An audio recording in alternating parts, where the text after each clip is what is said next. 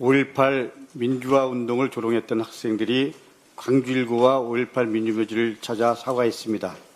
광주일고와 총동창회는 그 사과를 받아들이며 선처를 요청했습니다. 잘못을 인정하고 직접 찾아가 사과한 학생들의 용기, 그리고 그 사과를 받아들인 광주일고와 총동창회의 결단에 깊은 존경을 표합니다. 이번 일을 보면서 우리 스스로를 되돌아보게 됩니다.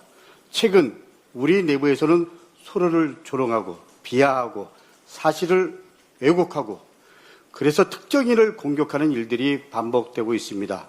마음이 무겁습니다.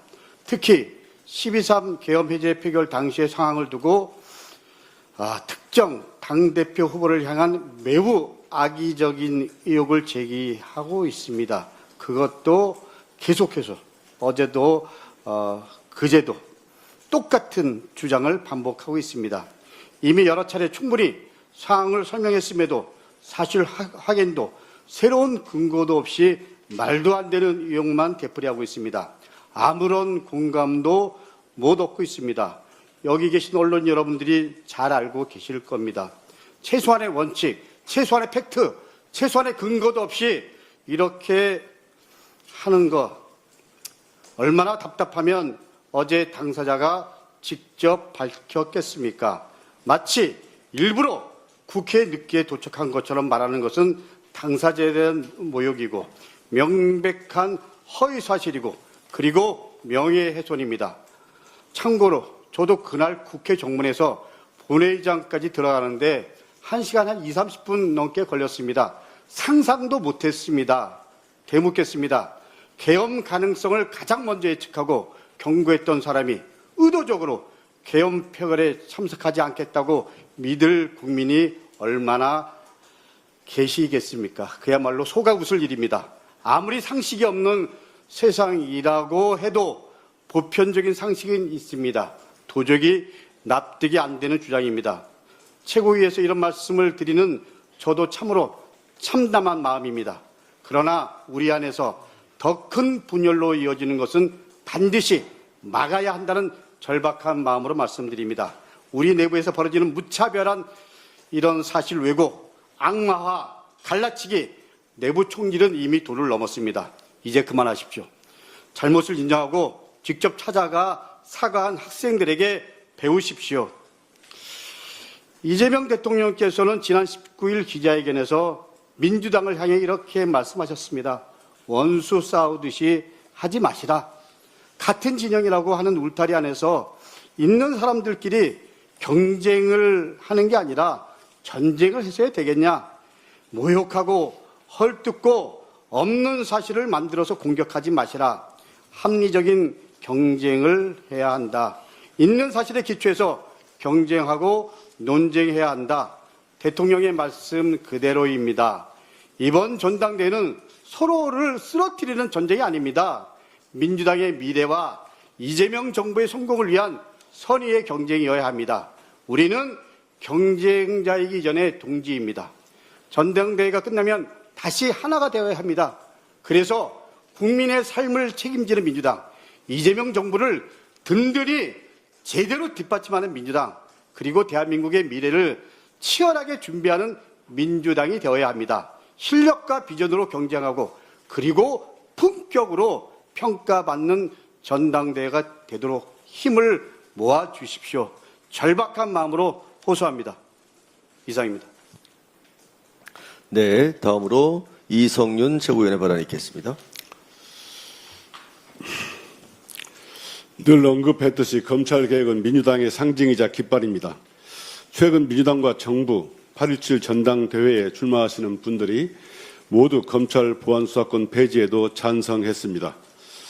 이제 보안수사권 폐지는 흔들 수 없는 민주당의 원칙입니다. 정부는 10월 2일 예정된 공소청 중수청 출범을 위해 실무적 준비에 만전을 기해야 합니다. 보도를 보면 중수청은 행정안전부 산하에 중수청 개청 준비단을, 검찰은 공소청 개청 준비단을 각각 설치하고 인력과 예산을 어떻게 할 것인지 설계하고 관련 시행령과 예규 등을 준비하여 하고 있다고 합니다. 그런데 공소청과 중수청이 제대로 출범하기 위해서는 보안수사권을 포함한 형사소송법 개정이 신속하게 이루어져야 준비가 가능합니다. 공소청, 중수청의 두 기관의 권한 분배에 관한 상위법인 형사소송법이 제대로 개정이 되어 있지 않으니 후속 입법이나 조직 인사, 권한 배분 같은 실무적인 준비도 더딘 상황입니다.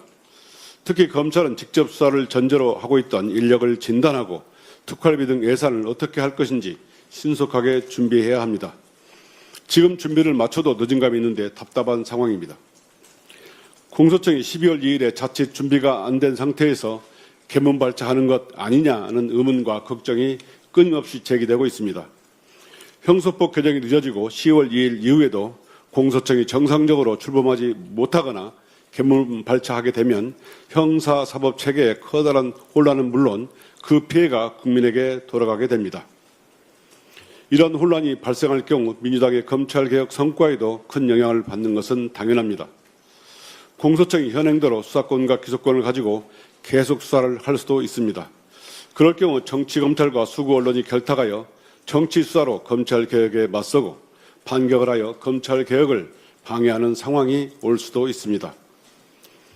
보안수사권 폐지를 내용으로 하는 형소법 개정을 더 서둘러야 합니다. 또 보안수사권 폐지는 변할 수 없는 원칙입니다. 정부는 이를 전제로 10월 2일 공소청, 중수청이 제대로 출범할 수 있도록 실무적인 준비에 박차를 가해 국민과 당원들의 우려를 불식시켜야 합니다. 완전한 검찰개혁은 국민과 당원들의 핵심 요구입니다. 어제 민주당 전당대회 준비위에서 당대표 선출 방법을 선거투표로 정했다고 보도가 되었습니다. 명백한 당헌 당규 위반으로 무효입니다.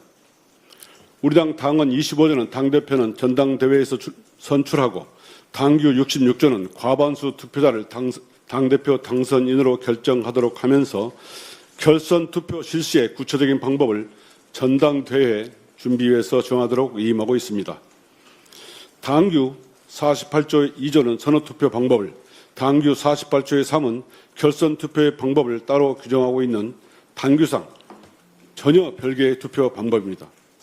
또한 실무적으로 선거투표 방법은 원내대표나 의장선거 같은 선거에는 가능할 수 있지만 순회 투표를 하고 있는 당대표 선출 방식에는 맞지 않는 선거 방법입니다. 대한민국은 헌법과 법률에 따라야 하는 법치국가이듯이 민주당의 모든 기관과 활동은 당헌 당규에 따라야 하는 것은 당연하고 전당대회 준비도 마찬가지입니다. 당헌 당규상 당대표 선출은 결선 투표로 결정하도록 명백하게 규정하고 있는데도 이번 전준위에서 느닷없이 당헌 당규를 무시하고 당대표 선출 방법을 선거투표로 결정한 것은 당헌 당규 위반이고 권한 없는 행위로 원천무효라고 생각합니다. 이상입니다.